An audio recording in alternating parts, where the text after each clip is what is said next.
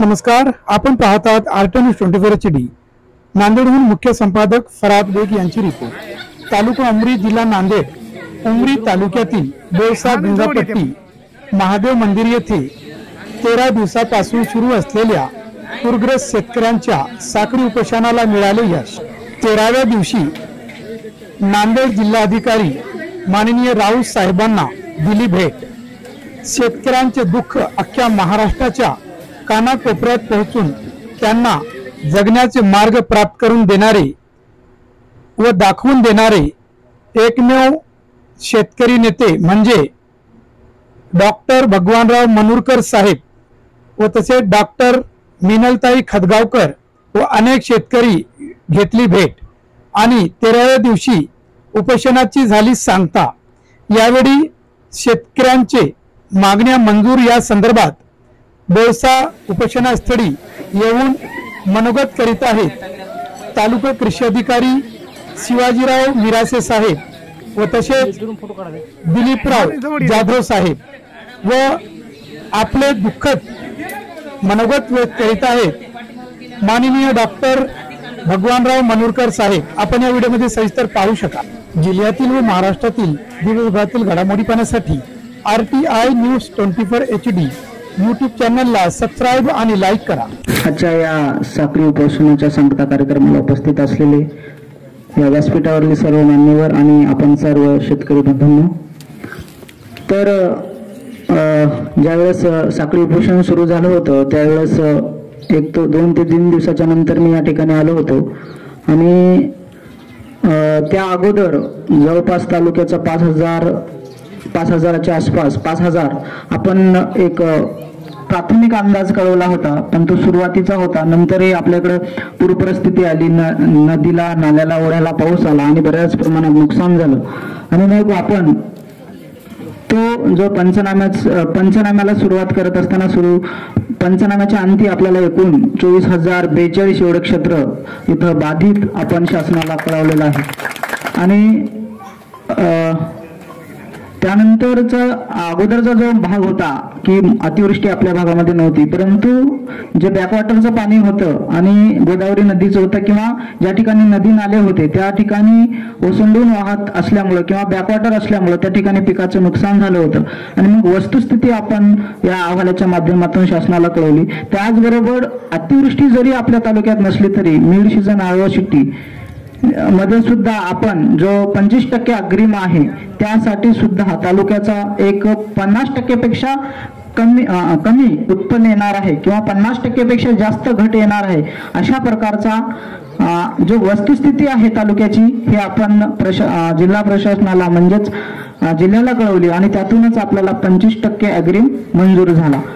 त्याचबरोबर आता पुन्हा 1 तारखेच्या नंतरच्या 5 तारखेच्या कालावधीमध्ये आपल्या इथे भरपूर पाऊस झाला आणि त्या पावसाच्या कालावधीमध्ये पिकाचं नुकसान झाल्याच्या नंतर शेतकऱ्यांनी विमा कंपनीकडे आपली तक्रार ऑनलाईन पद्धतीने म्हणजेच क्रॉप इन्शुरन्सच्या ॲपच्या माध्यमातून कळवली, परंतु ती संख्या जवळपास 34,000पेक्षाही जास्त असल्यामुळे वैयक्तिक पंचनामे करणं शक्य नाही आणि अशा परिस्थितीमध्ये एक शासनानं परिपत्रक काढलं की परिपत्रक आणि त्या परिपत्रकाच्या आधारे जर एकूण विमा संरक्षित क्षेत्रापेक्षा 25% पेक्षा जास्त जर हे आले इंटिमेशन आलेत किंवा तक्रारी आल्या शेतकऱ्यांच्या, अशा वेळेस सर्व शेतकऱ्याचा पंचनामा न करता 25% शेतकऱ्याचा किंवा 30% शेतकऱ्यांचा पंचनामा करून त्या प्रमाणात इतर सर्व शेतकऱ्यांना लाभ मिळणार आहे. म्हणून या कालावधीमध्ये तुमच्या प्रत्येकाच्या शेतावरती पंचनाम्यासाठी येणार नाहीत, परंतु त्यातही आमचं लक्ष असणार आहे जेणेकरून शेतकऱ्याचं नुकसान होणार नाही. त्यानंतर आता 26 ते 27 सप्टेंबरच्या कालावधीमध्ये सुद्धा शेतकऱ्यांनी तक्रारी दिल्या आहेत, ते मात्र वैयक्तिक पंचनामे होणार आहेत. पुन्हा अजूनही मी तुम्हाला या ठिकाणी सांगू इच्छितो की जर आता यापुढे पाऊस आला आणि तो मोठा पाऊस असेल किंवा हेवी रेनफॉल असेल किंवा अतिवृष्टी असेल, पुन्हा सुद्धा आपल्याला तक्रारी करण्याची मुभा आहे. आता हा 25% पीक विमा अग्रिम मंजूर झाला, आता हा 75% कसा, तर आता हे सगळं पीक कापणी प्रयोगाच्या आधारे होणार आहे. फक्त कृषी विभागाकडेच नाही ते प्रयोग, ते महसूल विभाग, पंचायत विभाग म्हणजेच पंचायत समितीचे तलाठी, पंचायत समितीचे ग्रामसेवक आणि कृषी विभागाचे कृषी सहाय्यक आणि महसूल विभागाचे तलाठी यांच्या मार्फत हे पीक कापणी प्रयोग आपण राबवतो आणि त्यांच्या मार्फत होते. यामध्ये विमा कंपनी सुद्धा त्या दिवशी उपस्थित राहतात. त्याचबरोबर त्या गावचे प्रतिष्ठित नागरिक जे की सरपंच असतात, सरपंचांनी सुद्धा उपस्थित राहिलं तर निश्चितपणे त्यांना सुद्धा उपस्थित राहण्याबाबत सूचना द्याव्यात अशा आम्ही सूचना खाली दिलेल्या आहेत. तसेच शेतकरी स्वतः यांनी सुद्धा त्या ठिकाणी उपस्थित राहिले. ते येत्या 5 ते 6 दिवसात, जास्तीत जास्त 8 दिवसात हे आपले पीक कापणी प्रयोग सुरू होतील आणि त्याच्या आधारे जी काही उत्पादकता येईल त्या आधारावरती जर उंबरठा उत्पन्नापेक्षा आपली उत्पादकता कमी आली तर तो 75% जो विमा आहे तो लागू होण्याची शक्यता आहे. किती लोकांना किती गावात ते आता ऑलरेडीच आपलं हे झालेलं आहे, म्हणजे निश्चित झालेलं आहे. म्हणजे पीक पेरणी होण्याच्या तेव्हाच, पेरणी झाल्याच्या नंतर लगेचच आपण ते पीक कापणी प्रयोग सिलेक्ट केलं आहे. म्हणजे आता करणार नाही पीक परिस्थिती पाहून, ते अगोदरच झालेले आहेत. ते तुम्हाला आम्ही कळवू. समजा एका सर्कलमध्ये किती गावामध्ये करणार? आता आपलं सिंधी सर्कल आहे, सिंधी सर्कलमध्ये किती गावामध्ये सिंधी गटामध्ये 2 होतील, जवळपास आपले 8 होतील सोयाबीनचे. एका मंडळामध्ये 12, कमीत कमी 12 झाले. आता इथून चालू होते ते गाव आधीच ठरलेले असतात. नंतर तर पीक कापणी प्रयोगाच्या आधारे आपल्याला ते अंतिम, म्हणजे याच्यामध्ये एकट्या विभागाची कोणाची जबाबदारी नाही हे सांगणं मला होतं. ठीक आहे. 3-3.5 वर्ष मी तर तालुका कृषी अधिकारी म्हणून कार्यरत होतो. म्हणजे यापूर्वी कधीच माझ्या काळामध्ये, म्हणजे आता झाले म्हणून नाहीये, माझ्या काळामध्ये कधी आंदोलन झाले नाहीयेत. ती परिस्थिती वेगळी का होती, आताची परिस्थिती वेगळी काय आहे याच्या अनुषंगाने मी थोडं बोलू इच्छितो. मागे 3 वर्ष ही अतिवृष्टी झाली म्हणून आम्ही सरसकट सगळ्या शेतकऱ्यांना, जसं की मी एका वर्षी 28,000पर्यंत एरिया कळवला होता, त्याच्यानंतर 24,000पर्यंत, जवळपास एका वर्षी 20,000पर्यंत, म्हणजे जवळपास मी सरसकट सगळ्या शेतकऱ्यांना पण देण्यासाठी प्रयत्न केला, पण सरसकट शेतकऱ्यांना देण्यात पण आलं. पण जसं म्हणतात की पूरग्रस्त एरियाला वेगळा पॅकेज द्यावा, मग माझी तशीच मागणी होती. जसं पीक विम्याला हे इंटिमेशन देण्याच्या अगोदर असं काही नव्हतं किंवा वैयक्तिक इंटिमेशन काही नव्हते, मग नंतर ते चालू झालं. त्याच्या अगोदर पहिल्या वर्षी मी असं केलं की सगळ्या शेतकऱ्यांना सरसकट द्या, पण ह्या भागाला वेगळं द्या असं माझं म्हणजे मागणी होती. म्हणून मी त्या वर्षी प्रत्येक ह्या भागाच्या शेतकऱ्याला 20,000 रुपये प्रति हेक्टरी दिलं आणि जे पूरग्रस्त सोडून देऊन जे भाग आहे की म्हणजे जे वरला भाग आहे त्या वरल्या भागाला 7,500 रुपये हेक्टरी दिलं. ते बी मग मला की त्यांनी फोर्स लावले की साईन करा. मी 4 दिवस साईन नाही केली. माझे म्हणलं की पहिलं त्यांचं असं मत होतं की 14,000 देतो. मी नाही म्हणलं की ह्या शेतकऱ्यांचं अतोनात नुकसान झालंय की जास्तीत जास्त दिलं. मग शेवटी त्यांना मला साहेबांना म्हणावं लागलं की जाधव आता द्यायला लागलेत ना 20,000 22,000 तर तुम्ही साईन करा. मग तेव्हा मी शेवटी साईन करावं लागली आणि अंदाजित किती गाव आहेत मला आता एक्झॅक्ट आठवत नाही, पण ही 13 गाव आहेत. पण मी ते नवीन कंपनी असल्यामुळे मी काय केलं, 24 आहे. पण सुरुवातीचे जे त्यांचं मत होतं की त्यांनी 14च केले गावं, की मग मी काय केलं की बाबा नाही म्हणलं 14 नाही, ते धानोऱ्यापर्यंत जे गाव आहेत धानोऱ्यापर्यंत जवळपास मी 23 का 24 गावं ऍड करून घेतले आणि या 24 गावाला जवळपास 22,000 ते 23,000 पर हेक्टरी हे नुकसान भरपाई द्यावं लागली. आता ह्या वर्षीची जसं एक साहेबांनी मांडलेलं होतं की बाबा ते आम्हाला टेक्निकली बघावं लागतं की त्याच्यात अतिवृष्टी झाली आहे का, 48 mm का 49 मिलीमीटर नाही झाला होता, 48 मिलीमीटर पाऊस झाला होता. पण आपली जी अतिवृष्टीची जी हे आहे निकष जे आहे तो निकष आहे 65 मिलीमीटर पडला पाहिजे. आपण मग त्या आधारे साहेबांना म्हणलं की बाबा करत असताना की जिथं अतिवृष्टी झाली आहे आणि तिथं तिथले आधी सर्वे करा आणि काही तालुक्यात मोठ्या प्रमाणात अतिवृष्टी झाली होती, आपल्या तालुक्यात झाली नव्हती. मग आपण प्राथमिक अंदाज तो कळवला होता 5,500. त्याच्यामध्ये मी सांगितलं होतं की म्हणजे वाढ पण होऊ शकते, कारण जोपर्यंत आपला कृषी सहाय्यक, आपला ग्रामसेवक, कृषी सहाय्यक जोपर्यंत तिथं प्रत्यक्षात शेतावर जाऊन आपण डाटा कळवणार नाही तोपर्यंत आम्हाला पण 2-3 अधिकाऱ्याला काही कळणार नाहीये. मग त्याच्यानंतर जे सर्वे झाले त्या सर्वेच्या अंती कळलं की बाबा हे खूप मोठ्या प्रमाणात नुकसान झालं. सतत म्हणजे जरी अतिवृष्टीच्या झालं नसेल तर सततच्या पावसामुळे झालेली आहे. म्हणून साहेबांना, माननीय तहसीलदार साहेब, माननीय तालुका कृषी अधिकारी साहेबांनी हा डाटा आणि त्या सगळ्यांचा डाटा एकत्र घेऊन जवळपास 24,000चा आपण इथं तालुक्याचं नुकसान दाखवले. आणि हे खरं तर तुमच्या सहकार्यामुळं आणि ह्या सगळ्या प्रशासनाच्या सहकार्यामुळं, तालुका कृषी अधिकारी जसं तहसीलदार साहेब, BDO साहेब यांच्या प्रयत्नामुळे आणि तुमच्या शेतकऱ्यांच्या ज्या आंदोलनामुळे जे आजचं जे काय यश आहे खरं तरी तुमच्यामुळे आहे. आम्हाला काही निकष असतात त्या चौकटीत बसून काम करावं लागते. खरं जरी आमचे जरी पैसे नसले, आमच्या खिशातून द्यायचे नसले तरी आपणला देत असताना कोणत्या निकषात बसून, कारण मी एका ठिकाणी काम करत असताना असं झालं की मी साहेबांना नवीन होतो. साहेब म्हणले की द्या सरसकट द्या की काय अडचणी यायला लागली, आपल्या तर कुठं खिशात द्यायचं असं नाही. एका तहसीलदार साहेबांना बोलून दिलो. अरे म्हणे तसं नसतं म्हणे, तू नवीन आलाय म्हणे. त्याला हे जेव्हा आपण सरसकट दिलेलं असतं ते काय करतात, मार्केट कमिटीचा डाटा घेतात की बाबा ह्या तालुक्यात सरसकट दिलंय तर ह्याच्यात उत्पादन किती झालंय. तर मग जर मार्केट कमिटी म्हणतं की भरघोस उत्पादन झालंय, गेल्या वर्षी एवढं झालं होतं आणि ह्या वर्षी एवढं झालंय, मग हे म्हणतात की बाबा तुम्ही जर 100% नुकसान कळवले, उत्पादन तर जास्त झाले, म्हणून त्यांच्यावर कमिटी बसवली गेली होती. मग म्हणले सर मला काय माहित नाही, म्हणले मी तर माझा तेवढा अभ्यास कमी आहे, हे असं असतं म्हणले. ही काय स्टेटची म्हणजे कमिटी नसते, ही केंद्राची. कारण ह्याच्यात जे NDRFचं जे हे असतं की जे नुकसान झालेले 75 आणि 25% असते, म्हणून ही जी कमिटी असते ते केंद्राची असते, ते कुणाचा काय ऐकून घेत नाही, आपल्यावर कारवाई करायला बघतात म्हणले. म्हणून मी म्हणलं सर मला तेवढं माहित नाही. मग ह्या गोष्टीमुळे आम्हाला थोडं हे घ्यावं लागलं आणि मग सर्वच्या सहकार्यामुळे तुम्ही काय करणार. पीक कापणी प्रयोग जे असतात की आपल्याकडे महसूल मंडळाचे 4 मंडळ आहेत. आपल्या त्याच्यामध्ये कापसाचे कमीत कमी 10 पीक कापणी प्रयोग घ्यावा लागते आणि आपण ठरवून दिलेले असतात 12. आणि त्यात 3 विभाग आहेत, जसं साहेबांनी सांगितलं कृषी विभाग आहे, जसं काय म्हणतात महसूल विभाग आहे आणि झडपीचा जसं ग्रामसेवक आहे, कृषी सहाय्यक आणि आपला तलाठी, हे 3 मिळून त्यांना ठरवून दिलेलं वरूनच आलेलं असतं.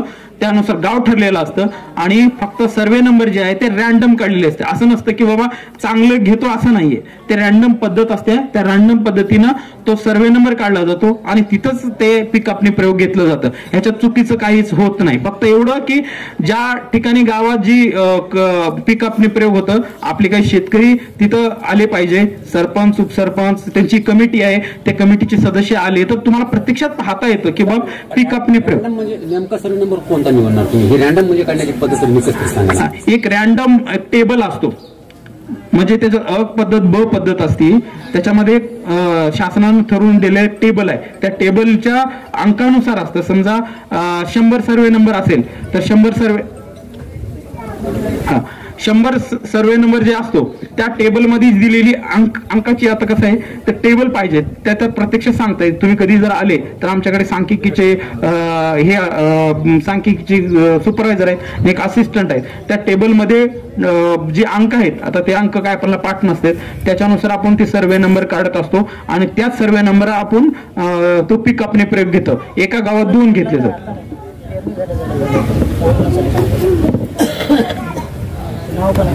त्याच्यामध्ये आता जे तुम्ही सगळे जे पीक आपल्या पीक कापणी प्रयोग झाल्यानंतर पीक कापणी प्रयोग झाल्यानंतर तुम्ही जे त्याच्यामध्ये तुम्ही ते टेबल भरतो, बरोबर आहे. टेबल भरताना तुमच्या तिघांची संमती लागत असेल, तुम्ही पंचायत विभाग आणि महसूल, बरोबर. तुम्ही ते टेबलमध्ये माहिती पाठवता. बरं, मी त्याच्यातलं सांगतो. जेव्हा पीक कापणी प्रयोग झाले जातात 3 विभागाचे, तर पीक कापणी प्रयोगाच्या टेबलमध्ये ज्या त्या विभागांना ती माहिती भरतात. त्या माहिती आमच्या तालुका कृषी अधिकारी कार्यालयामध्ये सादर करतात. ती तालुका कृषी अधिकारी म्हणजे ऑनलाईन एक पोर्टल असतं, त्या पोर्टलवर ती सगळी माहिती भरतात आणि ती माहिती भरल्यानंतर त्याची जे काय म्हणतात उत्पादकता निघते, सरासरी पर हेक्टरी उत्पादकता निघते. आणि आपली जी आहे उंबरठा उत्पादन, म्हणजे उंबरठा उत्पादन असं असतं की म्हणजे एकूण 7 वर्षाची सरासरी उत्पादकता घेतली जाते. त्यातली खराब 2 वर्ष वगळून, म्हणजे जी काय म्हणतात दुष्काळीची वर्ष वगळून 5 वर्षाची उत्पादकता घेऊन त्याच्यातून म्हणजे आपलं ह्या वर्षाचं उत्पादन ते उंबरठा उत्पादन आहे 5 वर्षाची सरासरी काढून. आता ह्या वर्षी समजा उंबरठा उत्पादन समजा 12 आहे, आपलं 11 का 12 पर हेक्टरी सोयाबीनचं उत्पादकता उंबरठा उत्पादन आहे. ह्या वर्षी जर समजा तुमचं जे बी कमी येईल, समजा ह्या वर्षी 8 आलं हेक्टरी, त्याच्यातून जो फरक निघतो त्या पद्धतीनं आपलं नुकसान आणि त्याच्यातून जे विम्याची अग्रिमी रक्कम आहे ती त्याच्यानुसार ठरली जाते. उंबरठा उत्पन्न कमी होत राहते. आता मी ते सांगतो आता उंबरठा उत्पादन का कमी होतं. आपण काय म्हणतो, दरवर्षी आम्हाला विमा भेटला जातो, विमा पाहिजे असतो प्रत्येकाला. मग त्यावेळेस काय होतं, आता समजा ह्या वर्षी 8 हेक्टरी उत्पादन आली तर ते पण त्याच्यात ऍड होतं. म्हणजे आता मी गेल्या 3-4 वर्ष पाहत असतो की दरवर्षी शेतकऱ्यांना विमा भेटत असतो. त्याच्यातला जो उंबरठा उत्पादनाची बी हे कमी होती. मी जेव्हा आलो होतो तेव्हा होतं उंबरठा उत्पादन 16 क्विंटल पर हेक्टरी, पण आज काय झाले 11 क्विंटल पर हेक्टरी.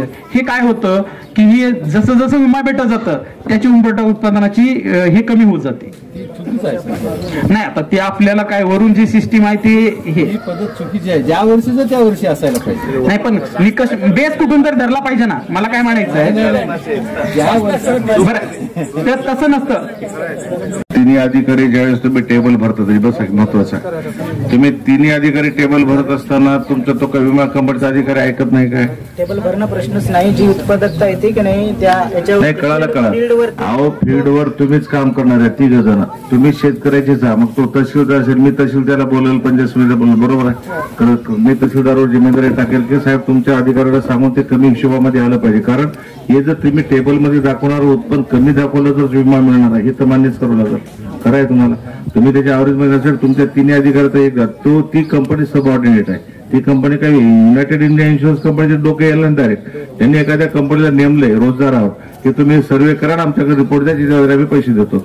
मग ते हे करताना फक्त तुमच्या तिघांनी तहसीलदार, बीडीओ समजा आणि तुमच्या लेवलचे जे असतील अधिकारी, या तिघांच्या संगणकामध्ये टेबलमध्ये भरणारी माहिती जर तुम्ही करेक्ट भरलात तिथं काय कोणी येऊन बघायला नाही. बरोबर आहे. तुमची कलम आहे, तुमची साईन आहे, फक्त तुम्ही कुठं त्या साईनचे जिम्मेदार. बरोबर असेल येणार. आणि ऐका ते तुम्ही व्हिडिओ ऐका तुम्ही तिथं ते करताना व्हिडिओ कॅसेट वगैरे करत असाल त्या प्लॉट बरोबर आहे.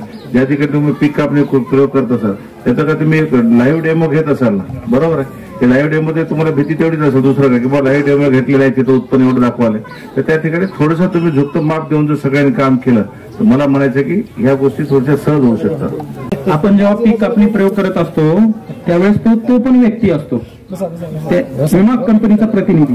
आपण जरी आपली किती इच्छा असली, समजा तो त्याच्यातला डाटा म्हणजे तराजूतला मोजलेला फोटो त्याच्यात पाठवतो. आपण म्हणलं की बाबा आता समजा 5 किलो निघालं आणि आपण म्हणलं 2.5 किलो नाही ना, तो पण त्याच्यातला डाटा घेतो. असं नाही की एकाच्यात आपण त्याला काहीच नाही करू शकत. ऑनलाईन सगळ्या गोष्टी. 13वा दिवस आज ह्या साखळी उपोषणाची सांगता तालुक्याचे कृषी अधिकारी श्री मिराशी साहेब यांच्या उपस्थित होणार आहे. या उपोषणाच्या सांगतेसाठी राहटी, बायगाव, हुंडा, कुदळा, मनूर, इज्जतगाव, बळेगाव, हातणी, बेलदारा, बिजेगाव, मनूर, नायगाव तालुका, इज्जतगाव, नायगाव तालुका, त्यासोबत बोरजुनी, आमच्या त्यासोबत इज्जतगाव, अंतरगाव, सोबत अब्दुल्लापूर वाडी, बालाजीराव पाटील, व्यंकटरावजी कवळे, आमच्या संघर्ष समितीतल्या काम करणारे माझे विजयजी कदम, पंचक्रोशीतून आलेले सर्व सहकारी आणि ज्यांनी आंदोलन आयोजित केलं ते माझ्या भविष्यातले सर्व माझे आप्तेष्ट नातेवाईक आणि बंधूंनो, खरं म्हणजे एक चांगलं यशस्वी आंदोलन आपल्याला करता आलं याचं श्रेय मला नाही, तुम्हाला सर्वांना आहे. कारण मी एकटा हे करू शकलो नसतो. अनेक दिवसाची धडपड होती की आपल्या भागामधून दरवर्षीचा महापूर जातो आहे, काहीतरी जिल्हाधिकाऱ्याला भेटून आपल्या लोकांना काही वेगळं देता येते काय, हा विषय माझ्या मनात मध्ये सातत्याने येत होता.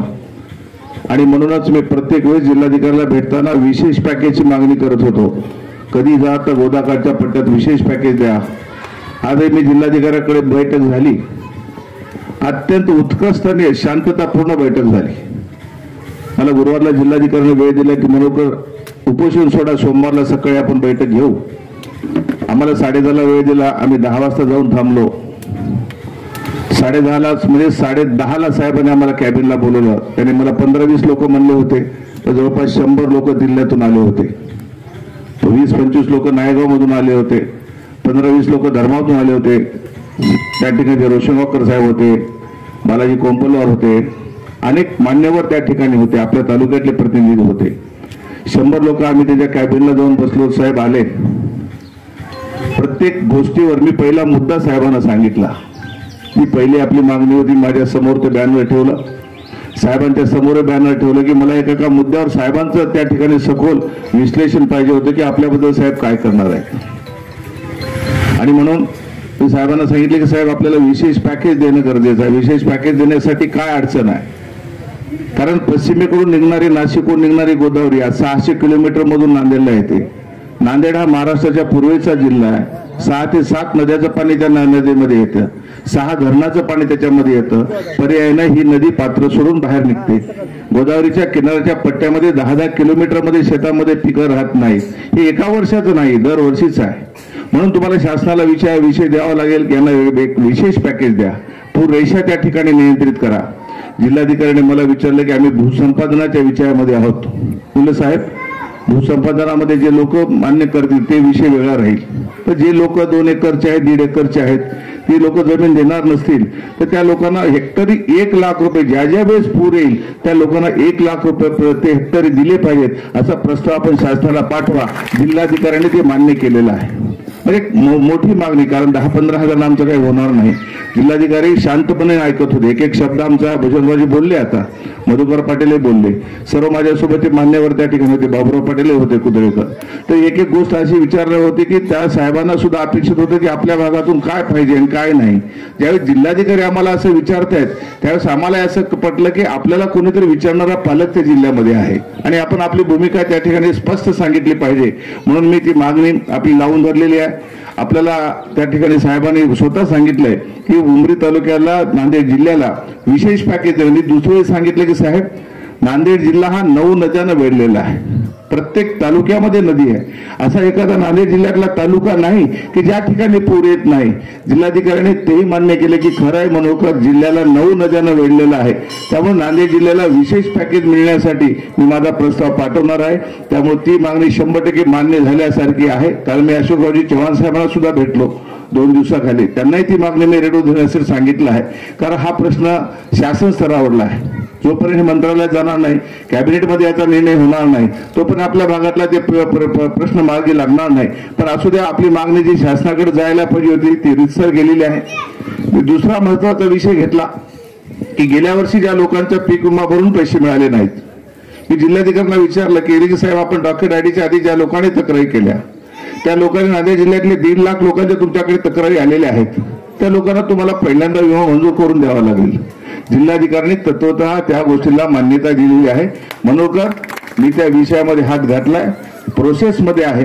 सगळे बेलदारचे आपले गणेशराव बी होते की 100% आम्ही तो गेल्या वर्षीचा तक्रारदारांचा विमा आम्ही पहिला मंजूर करणार आहोत. त्यामुळे जिल्हाधिकाऱ्याचा तो सुद्धा सकारात्मक प्रतिसाद आपल्याला मिळाला. ही तिसरी गोष्ट साहेबांच्या कानावर टाकली की साहेब, यावर्षीला 100% पीक विमा मिळणं आवश्यक आहे. मी त्याच्या अगोदर जिल्हाधिकाऱ्याचे आभारी यासाठी मानले निराशी साहेब की महाराष्ट्रामध्ये सर्वाधिक नंबर 2चा निधी जो अतिवृष्टीचा आहे तो आपल्या नांदेड जिल्ह्याला मिळाला. मराठवाड्यामध्ये 866 कोटी रुपये उस्मानाबादला मिळाले, म्हणजे धाराशिव जिल्ह्याला, तर 802 कोटी रुपये अतिवृष्टीचे नांदेड जिल्ह्याला मिळाले आहेत. आतापर्यंत नांदेड जिल्ह्याच्या इतिहासामध्ये एवढा पैसा नांदेडला कधीच आला नव्हता, आज सांगायला लागलो. कारण विमा आणि अतिवृष्टी असे मिळून आपण 800,000 कोटी पाहिलेत, पण आज अतिवृष्टीचे एकट्या 800-850 कोटी रुपये ज्यावेळेस नांदेडला येतात, मी जिल्हाधिकाऱ्याचं पहिल्यांदा भाषण सुरू होण्याच्या आधी अभिनंदन केलं आणि म्हणलं, साहेब, तुमच्यामुळे आम्हाला 25% पीक विमा मिळाला. आज 25% पीक विमा म्हणलं तर नांदेड जिल्ह्यामध्ये 400 कोटी वाटप होणार आहे. तुमच्यामुळे आज अतिवृष्टीचं अनुदान 800 कोटी मिळालं. हे जिल्हाधिकाऱ्याचं काम आहे. तर जो माणूस काम करतोय त्याचं अभिनंदन करणं, त्याच्या पाठीवर शाबासकी थाप देणं हे आपलं कर्तव्य आहे. आणि मी त्यांना विश्वास दिला की साहेब, आम्ही शेतकरी तुमच्या पाठीमागे आहोत. आम्ही कुठलं जनआंदोलन हिंसक मार्गाने करणारे नाही. आणि तुम्ही ज्या ज्या वेळेस आवाज द्याल त्यावेळेस आमच्या जिल्ह्यातला प्रत्येक शेतकरी तुमच्या मागे राहणार आहे. पण जिल्हाधिकारी बोलताना मला एक नाराजी व्यक्त केली की मला मनोरकर, तुमचं आंदोलन व्यवस्थित झालं, पण धर्माबादच्या लोकांनी मला थोडीशी नाराजी केली. कारण त्या ठिकाणी डेप्टी कलेक्टर महिला होत्या, त्यांच्याबद्दल एकानं मोर्चामध्ये थोडंसं आरवाच्या भाषेत बोललेलं होतं. मी तात्काळ मी जिल्हाधिकाऱ्याला सांगितलं की साहेब, मी कॅबिनला जाऊन त्या बाईची माफी मागितलेली आहे. ते करायला नको होतं. 5-6 हजार लोक होते, एका माणसाच्या तोंडातून अपशब्द गेले. पण मी साहेब म्हणलं तिथे जाऊन मी स्वतः माफी मागितली. मी तुमच्याकडे माफी मागतोय. आमचा विषय लोकप्रतिनिधीला म्हणजे लोक प्रशासनाला आगाव बोलण्याचा नाहीये. आम्हाला मिराज साहेबाला 2 शिव्या देऊन काय बिचारे ऐकून घेतील, पण आम्हाला शिव्या देऊन आमचा प्रश्न सुटणार नाही. तर त्यांच्या हातातून जे चांगलं करता येईल. आता उद्या पीक विम्याचे पंचनामे आहेत. मिराज साहेब, मी जिल्हाधिकाऱ्यांना सांगितलंय की साहेब, हे 100% बाधित असणारी गावं आहेत. उद्या तुमचा पीक कापणीचा प्रयोग त्या ठिकाणी होणार आहे. मी त्यांना सांगितले की साहेब, 5 ते 10 लोक तुम्हाला नेमावे लागतील. जिल्हाधिकाऱ्यांनी स्पष्ट सांगितलंय, प्रत्येक गावातल्या ज्या शेतकऱ्याच्या शेतामध्ये तो पीक कापणी प्रयोग होत आहे त्या लोकांनी तिथं हजर राहणं गरजेचं आहे. बरोबर आहे भुजबराव? आणि म्हणलं मनोकर, तुम्ही सुद्धा थांबा, तुम्हाला थांबायला आमची अडचण नाही. मी तहसीलदारला तशा सूचना देणार आहे. तर साहेब, मिराज साहेब, आता ही जिम्मेदारी तुमच्यावर जास्त पडते. कारण कंपनीचे लोक तुमच्या कॉन्टॅक्टमध्ये आहेत. उद्या पीक कापणी करताना एखाद्याच्या चांगल्याच्या शेतामध्ये 100 ग्राम 200 ग्राम जर पीक निघालं तिथं, त्याच्या आधारे जर तुम्ही टोटल सगळ्या लोकांना न्याय देतो म्हणत असाल तर तो वेगळा विषय होणार आहे. कारण कंपनी बोगस आहे. मी जिल्हाधिकाऱ्याला स्पष्ट सांगितलंय, साहेब, जी कंपनी सब ऑर्डिनेट आहे, जी कंपनी आज नांदेड जिल्ह्यात विम्याचं काम करणार आहे, ती कंपनी भ्रष्ट आहे म्हणलं. त्या कंपनीला चंद्रपूरमध्ये ब्लॅकलिस्ट केलेलं आहे. त्या ब्लॅकलिस्टेड कंपनीने जर नांदेडमध्ये काम केलं आणि आमच्या शेतकऱ्यावर जर अन्याय झाला तर त्याचा विषय वेगळा होईल. त्यामुळे तुम्ही दक्ष राहा. जिल्हाधिकारी म्हणले, मनोकर, तुम्ही काळजी करू नका. कंपनी युनायटेड इंडिया इन्शुरन्स म्हणलं साहेब, तसं नाही. तिच्या हाताखाली जी कंपनी काम करते आहे ती चुकीची कंपनी आहे. चंद्रपूरमध्ये ह्या कंपनीने गेल्या वर्षी असंच काम केलं. त्यामुळे चंद्रपूरमधल्या एकाही शेतकऱ्याला विमा मिळाला नाही. शेवटी शासनाला विशेष बाब करून कॅबिनेटची बैठक घ्यावी लागली आणि काल परवा त्या चंद्रपूर जिल्ह्यातल्या पूर्ण शेतकऱ्याला पैसे द्यावे लागले. म्हणून मी साहेबांना ती गोष्ट सांगितली. सांगण्याचा विषय असा आहे की अधिकारी बाहेरचा येणारा नवीन असेल, पण साहेब, आपल्याला या ठिकाणी राहायचं. तुमचं आमचं नातं हे चिखला मातीचं आहे. उद्या एखाद्या शेतकऱ्याला अन्याय झाला आणि ते जर शेतकरी तुमच्याकडे 10 चक्रा मारू लागले तर तुम्हालाही परवडणार नाही. मग तहसीलदाराकडे जा, कलेक्टरकडे जा, किती कागद काळे करायचे.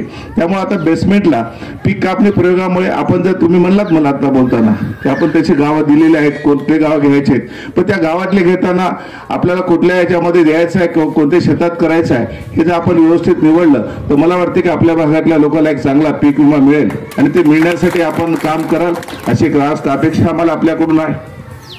मी जिल्हाधिकाऱ्याला दुसरी गोष्ट सांगितली की साहेब, आपलं महत्वाचं सोयाबीन कापसाचं अनुदान आहे. म्हणलं साहेब, पीक पाहणीची अट रद्द झालेली आहे.